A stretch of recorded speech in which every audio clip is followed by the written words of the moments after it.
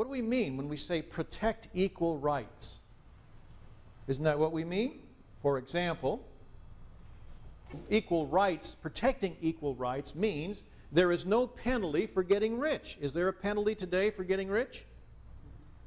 Yeah, what do we call that? Well, not just taxes. I mean, everybody should pay taxes, but what kind of taxes? How about graduated income tax? The more you make, the higher the rate. What does that say about your property? If you're a wealthy person, what does that say about the sacredness of your property? It's less sacred than mine, a poor man. Isn't that what we're saying?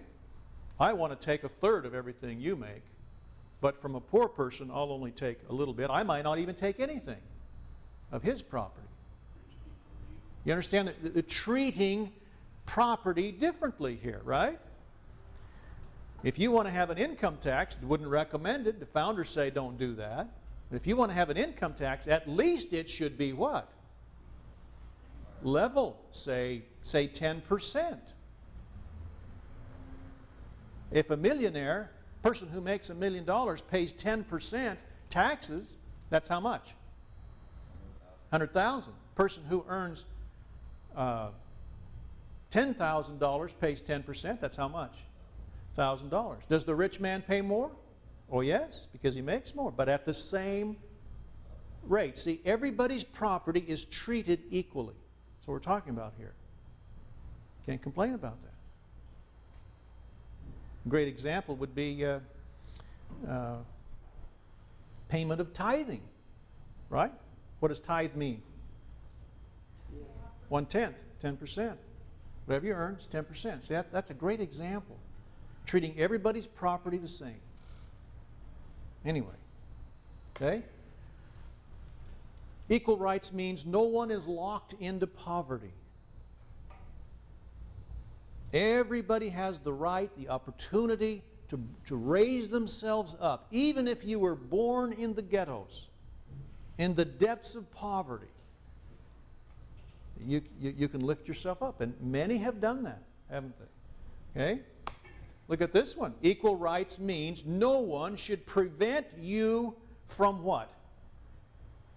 Failing. Ooh, does that hurt? Do you want to have the right to fail? So you have to think twice on that one. You should all say what? Yes, I want the right to fail. Because really, if you don't have the right to fail, then you don't have the right to succeed. You always want to keep, and there's always people out there that want to keep you from failing. They want to guarantee a success, guarantee a crop in farming, crop subsidies, price supports. No matter what happens, we're going to pay you a certain amount. We'll even pay you not to farm, just so you can be successful. You know that happens? Yeah. If everyone's rights are protected, then this concept, everyone could become wealthy. That's a great concept. Everyone could become wealthy. We'll talk a little bit more about that when we get to Principle 15 on economics. So this formula was making America something that no country had ever experienced before. It was actually making America the most prosperous nation in the world. Once we settled these issues in the Civil War, during the latter part of the 1800s, America experienced what kind of a revolution? What do we call that? The Industrial Revolution, right? And there were getting to be a lot of wealthy people. Americans became the best educated people. We were known as the freest people.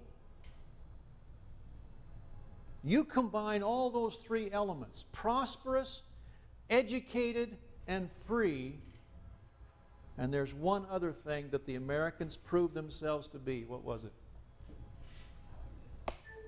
The most generous. Is that because the government said you need to give this amount of money so we can help other people? No. It's because Americans said, we have extra, we will share with you. All voluntary, no force. The most generous people. Still are, really.